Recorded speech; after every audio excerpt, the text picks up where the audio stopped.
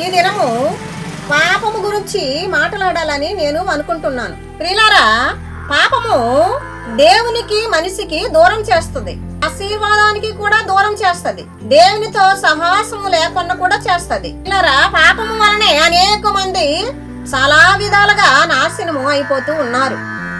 పాపం అనగా ఏమనుకుంటున్నారు? దేవుని ఆజ్ఞ మీరడమే పాపము, ఆజ్ఞ అతిక్రమమే పాపము. ప్రియులారా, ఆ పాపం గురించి కొన్ని విషయాలు బైబిల్ గ్రంథంలో చదువుకుందాం.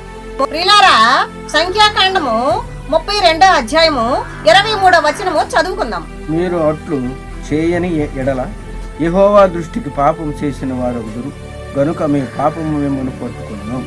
ప్రియులారా, చూసారా, పాపము మిమ్మల్ని పట్టుకుంటుందట. యెషయా గ్రంథము 59వ అధ్యాయము 1-2 వచనాలు చదువుకుందాం. రక్షింప నేరక యుండునట్లు యెహోవా హస్తము కొరకు కాలేదు, విననేరక యుండునట్లు ఆయన చెవులు మందము కాలేదు.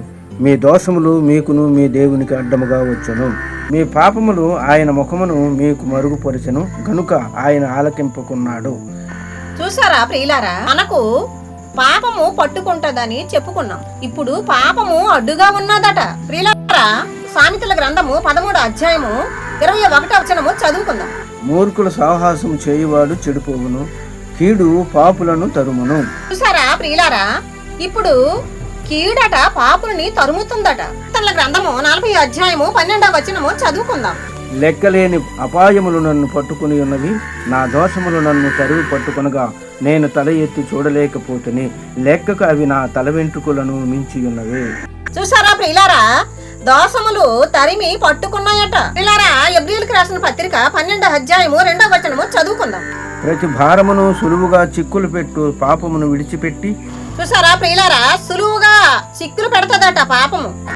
చూసారా ప్రియులారా, మీ పాపాలు మిమ్మల్ని పట్టుకుంటాయట, పాపాలే అడ్డంగా ఉంటాయట, పాపులను కీడు తరుముతాదట, దోషములు తరిమి పట్టుకుంటాయట, పాపము చిక్కులు పెడతదట. ఆ పాపము వలనే ఆశీర్వాదాన్ని పోగొట్టుకుంటున్నావు. దేవునికి భయపడి పాపము చేయకు, విశ్వాసముగా బ్రతుకు. దేవుడు మిమ్మల్ని దీవించును గాక.